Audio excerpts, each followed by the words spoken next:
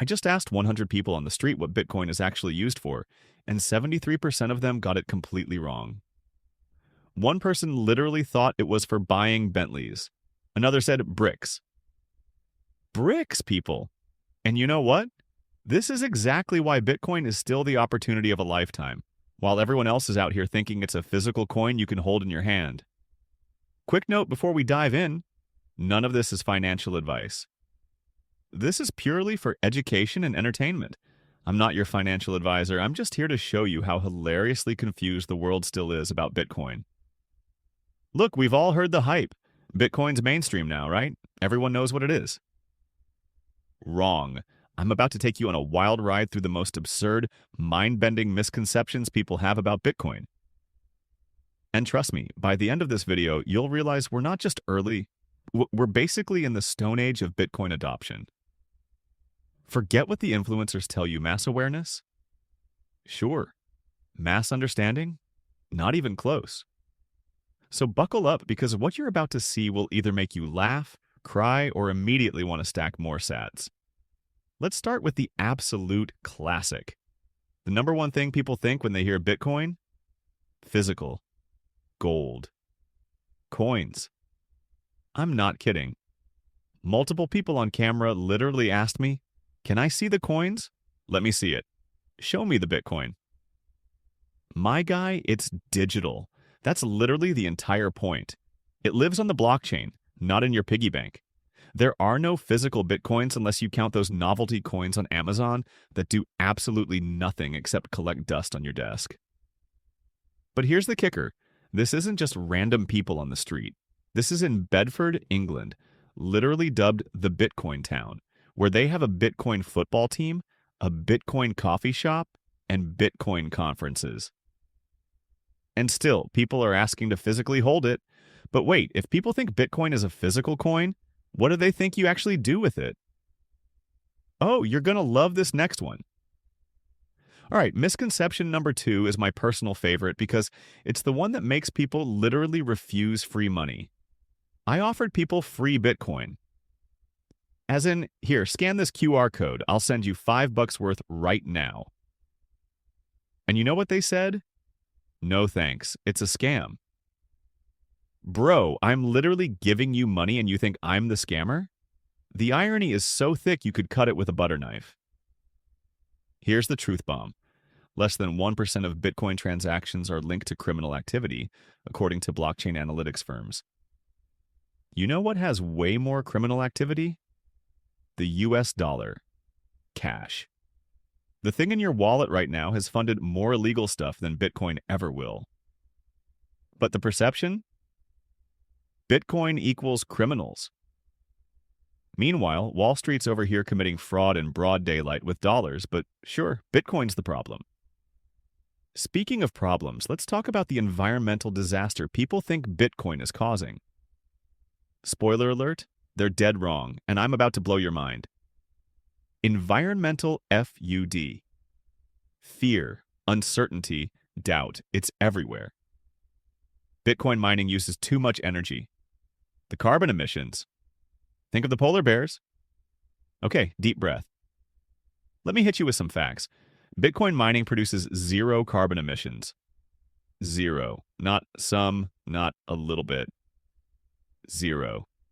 Why? Because Bitcoin mining runs on electricity, just like your electric car, your laptop, or your phone that you're watching this on right now. The Nissan Leaf? 0 emissions. Bitcoin mining? 0 emissions. The real question is where that electricity comes from. And here's the plot twist. Over 52% of Bitcoin mining now uses renewable energy like hydroelectric, solar, and wind power. Bitcoin miners are literally incentivized to find the cheapest energy sources, which just so happen to be renewables. But nobody wants to talk about that. They just want to point fingers while streaming Netflix on 3 devices simultaneously.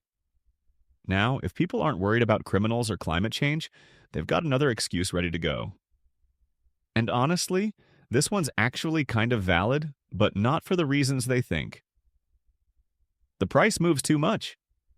It's too risky. I can't use something that changes value every second. Okay, I hear you, Bitcoin is volatile. No argument there. But let me ask you something. If I offered you $100 in Bitcoin 5 years ago and you held it, do you know what it would be worth today?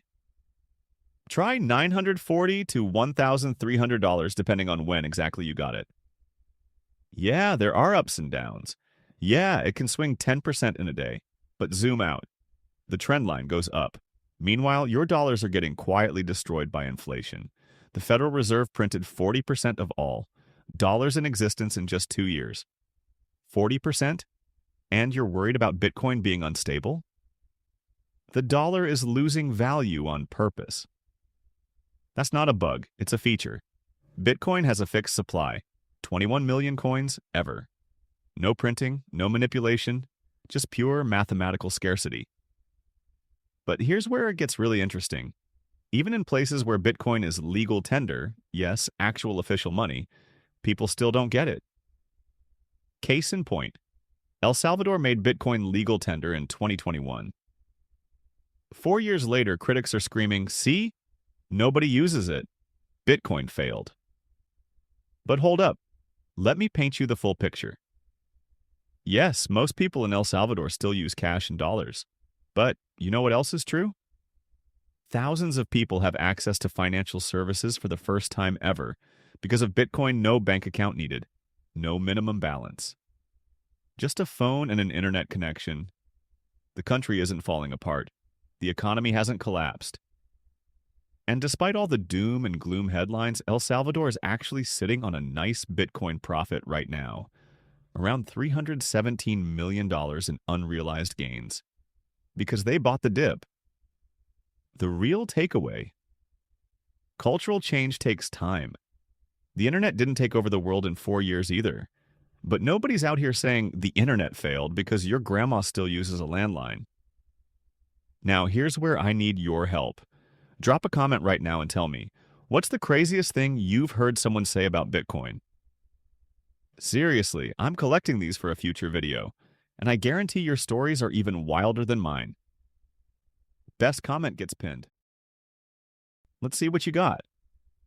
All right, we've covered criminals, the environment, and volatility, but there's one misconception that's even more dangerous than all of those combined. This one makes me want to tear my hair out. Bitcoin's already at $94,000. I missed it. I should have bought it years ago. It's too expensive now. Listen to me very carefully. You are not too late. I just showed you footage from Bedford, the literal Bitcoin capital of Britain, and people there don't even know what Bitcoin is. I went to Lugano, Switzerland, where hundreds of merchants accept Bitcoin and you can live 100% on it. And people still think I'm talking about Bentley or bricks. If the most Bitcoin-friendly places on Earth are still this clueless, what does that tell you about global adoption? We are? So, early, Bitcoin isn't measured in dollars, it's measured in Satoshis. You don't need to buy a whole Bitcoin. You can buy $10 worth, $5 worth, whatever you can afford. Because when mass adoption actually happens, and it will happen, that tiny fraction you bought today is going to look like genius money. But before you run off to buy Bitcoin, there's one more thing you absolutely need to know. Because this next misconception has cost people millions. Not your keys, not your coins. If you remember nothing else from this video, remember that.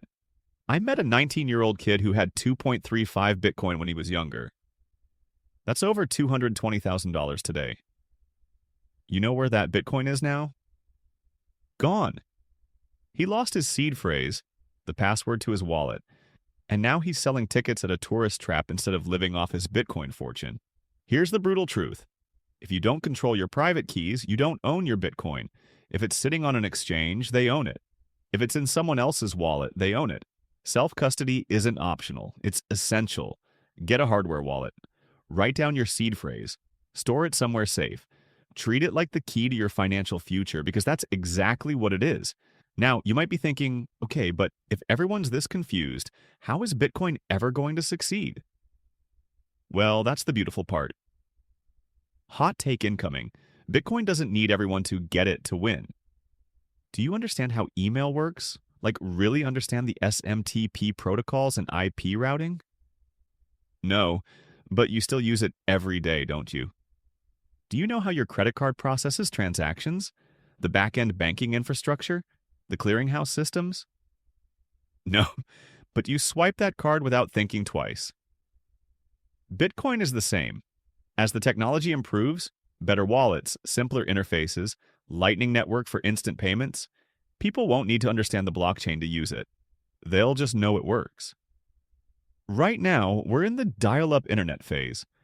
Clunky, confusing, hard to explain to your parents. But give it time and Bitcoin will be as seamless as sending a text message. The people who understand it now, they're going to be the ones everyone learns from later. But even with all these misconceptions floating around, there's one myth that's actually helping Bitcoin succeed. Yeah, you heard that right. What can you even do with Bitcoin? Where can you spend it? It's just speculation. Meanwhile, in the real world, you can buy coffee in Bedford, live 100% on Bitcoin in Lugano, send remittances across borders with no bank fees, protect your wealth in countries with hyperinflation, access financial services without permission from anyone. People in Argentina are using Bitcoin to escape their currency collapsing. People in Nigeria are using it to receive payments when their banks shut down.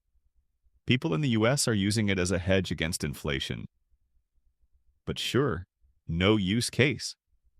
Tell that to the millions of people around the world who rely on it every single day. The misconception isn't hurting Bitcoin, it's hurting the people who believe it. All right, final misconception. And this one's actually kind of wholesome. I've sent Bitcoin to people who had never heard of it before 5 minutes later. They had Bitcoin in their wallet. Grandmas, street vendors, random tourists, people with flip phones, it doesn't matter, scan a QR code. Boom, done. You just received Bitcoin.